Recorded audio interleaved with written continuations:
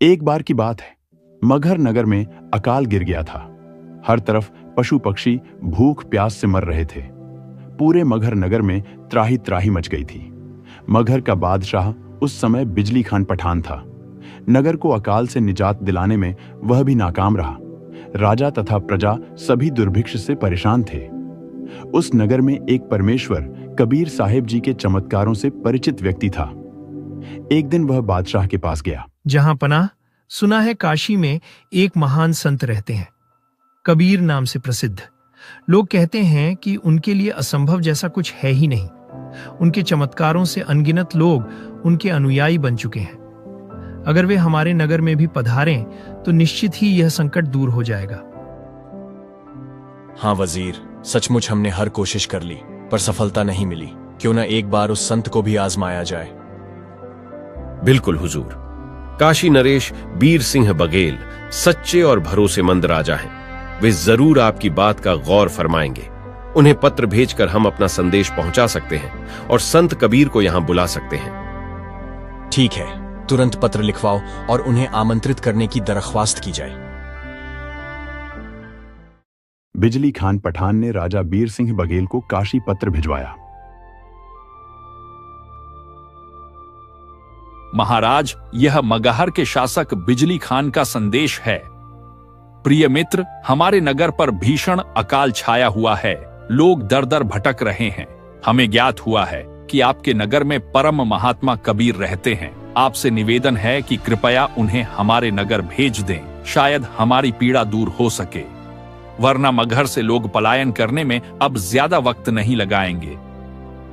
राजा बीर सिंह बघेल पूर्व ही परमेश्वर कबीर साहिब जी के चमत्कारों को देखकर और पूर्ण ज्ञान समझकर कबीर साहिब जी के शिष्य बन चुके थे।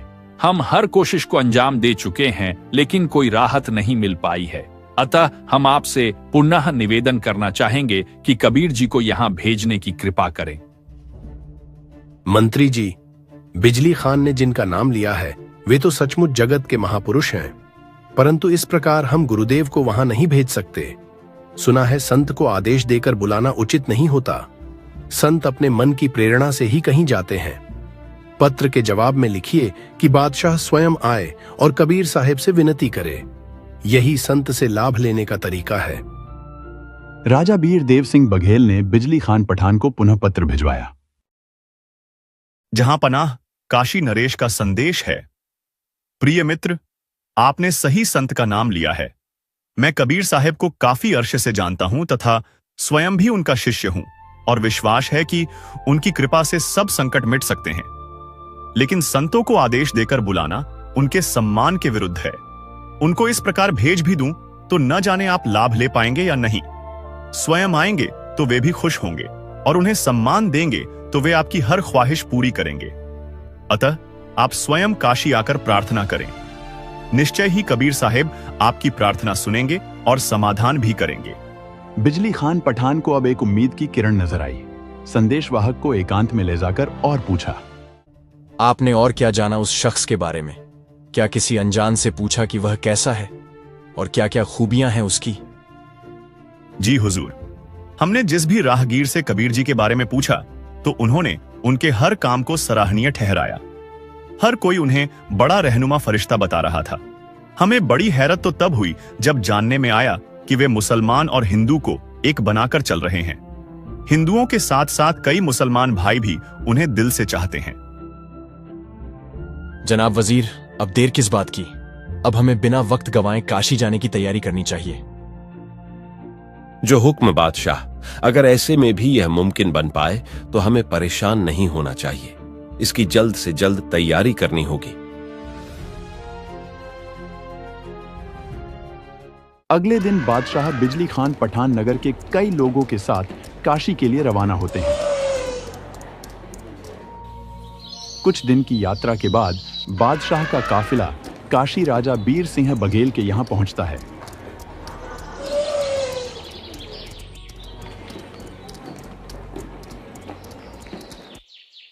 दोनों राजा कबीर साहिब की कुटिया पर पहुंचते हैं। प्रणाम गुरुवर, आज मगहर के शासक बिजली खान आपसे मिलने आए हैं। कृपा उन पर रहम करें। अस्सलाम वालेकुम कबीर साहिब। सुना है कि आप सभी धर्मों को समान दृष्टि से देखते हैं और आपकी कृपा से असंभव भी संभव हो जाता है। कृपा कर हमें भी आशीष दीजिए। बादशाह, आप स्वयं इतने सामर्थ्यवान हैं, मुझसे भला क्या चाहेंगे? हे महान संत, आपके चेहरे से ही जान पड़ता है कि आपके लिए कुछ असंभव नहीं। अक्सर हमारे नगर में भयंकर अकाल पड़ा है, न वर्षा हो रही है, न जलधारा बह रही है, प्रजा त्राहिमाम कर रही है। कृपया हमारे साथ चलकर दया कीजिए। ठीक है, मैं चलूंगा आपके साथ मगहर और परमात्मा से प्रार्थना करूंगा। अगर कृपा हुई तो सबका कष्ट मिट जाएगा। सभी बहुत खुश हुए और कबीर साहब घोड़े पर बैठकर मगहर के लिए चल पड़े। उधर से गोरखनाथ जी, जो स्वर्ग में थे, को पता चला कि मेरी जन्मस्थली गोरखपुर के पास अकाल गिरा है और वहां वर्षा के लिए कोई महापुरुष आ रहा है। मगहर में वर्षा का कोई संयोग नहीं है, लेकिन ये कौन संत यहां वर्षा का उद्देश्य लेकर आ रहा है? अगर उसने कुछ राहत भी दे दी तो नाथ परंपरा का मान घट जाएगा। मुझे स्वयं जाकर कुछ करना होगा। गोरखनाथ जी मगहर रियासत की बनी में आकर बैठ गए। कबीर साहब और बादशाह का काफिला उसी रास्ते से आ रहा था। कबीर साहब ने गोरखनाथ जी को पहचान लिया और उनका उद्देश्य भी जान गए। बादशाह, देखो, तुम्हारे नगर का महापुरुष तो पहले से यहीं बैठा है। उनसे निवेदन करो, वे कोई साधारण महात्मा नहीं है। बादशाह और कुछ लोग गोरखनाथ जी से जाकर निवेदन करने लगे। गोरखनाथ जी खड़े हुए और पास ही एक सूखी तलैया थी।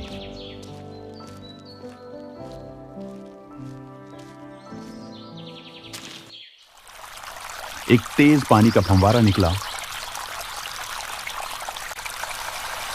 और देखते ही देखते पूरी तलैया भर गई और फंवारा रुक गया।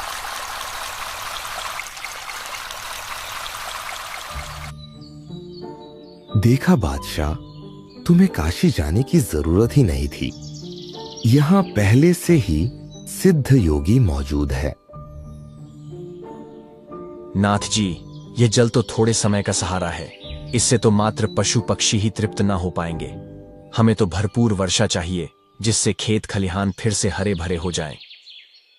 इस नगर के भाग्य में फिलहाल वर्षा लिखी ही नहीं है। 2 वर्ष तक यहां बारिश नहीं होगी। अगर कोई इसे बदल दे तो मैं भी देखना चाहूंगा कौन ऐसा कर सकता है। ऐसा कहकर गोरखनाथ जी जाकर बैठ गए। बादशाह, आप नगर की ओर चलिए।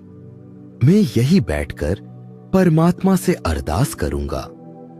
यदि दया हुई तो वर्षा अवश्य होगी। हे कबीर जी, हम आपको छोड़कर कहां जाएं? कोई राहत मिलती तो शायद आपके आदेश को मानने का कारण ही मानते। आप विश्वास करो बादशाह, परमात्मा अवश्य दया करेंगे। आप निश्चिंत होकर लौटिए। बादशाह और नगर के लोग मायूस से होकर दबे पांव नगर की ओर चल पड़े। कबीर साहब उस तलैया से कुछ दूर जाकर बैठ गए।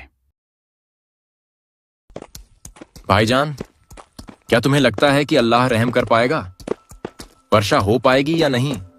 मुझे तो नहीं लग रहा भाई। भाई, अल्लाह ने चाहा तो हो सकती है। इसमें हम क्या पूर्वानुमान लगा सकते हैं? सही कह रहे हो भाई। अगर वर्षा का संयोग होता तो वे सिद्धयुक्त नाथ जी ही करवा देते। देखा उनमें कितनी शक्ति है। शायद इसी वजह से कबीर जी हमारे कर्महीन नगर में प्रवेश ही नहीं किए। कम से कम वे इधर तो आते। उन्हें भी ज्ञात है कि हमारे यहाँ 2 वर्ष कोई वर्षा नहीं होगी।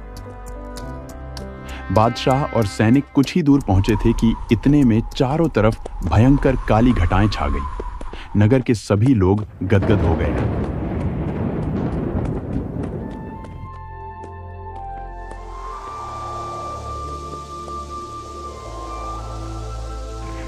कुछ ही देर में नगर में भयंकर वर्षा शुरू हो गई। देखते ही देखते चारों तरफ पानी ही पानी हो गया। काफी देर की वर्षा से सभी नदी तालाब भर गए। अरे भाई कमाल हो गया। धन्य है कबीर जी साधु जिन्होंने हमारे यहाँ प्रवेश किया। हाँ भाईजान, ऐसा तो सोचा भी नहीं था कि कबीर जी हमारे लिए इतने मेहरबान बन जाएंगे। चलो भाई उन्हें हमारे नगर लाते हैं। ऐसे साधु के तो दर्शन से ही आत्मा खुश हो जाती है। बादशाह और नगर के सभी लोग बड़ी खुशी से कबीर साहब के पास पहुंचे और जयकारे लगाने लगे। कबीर साहब को बड़े आदर के साथ नगर लेकर आए। बादशाह बिजली खान पठान ने तथा कई अन्य लोगों ने कबीर साहब जी से दीक्षा प्राप्त की। धन जननी धन भूमि धन नगरी धन देश, धन करनी धन कुल धन, जहाँ साधु प्रवेश। जगत गुरु तत्वदर्शी संत रामपाल जी महाराज जी के अवतरण दिवस पर दिनांक 6 से 8 सितंबर 2025 को नेपाल सहित भारत के 12 सतलोक आश्रमों में 3 दिवसीय महासमागम का आयोजन किया जा रहा है। इस पवित्र अवसर पर 3 दिवसीय अखंड पाठ, विशाल भंडारा, विशाल सत्संग समारोह जैसे कई भव्य कार्यक्रम होंगे, जिसमें आप सभी नगर व ग्राम वासियों को इस विशाल अद्वितीय भंडारे में सादर आमंत्रित किया जाता है। कृपया आप इस विशाल भंडारे व सत्संग में परिवार सहित पधार कर इस आयोजन की शोभा बढ़ाएं।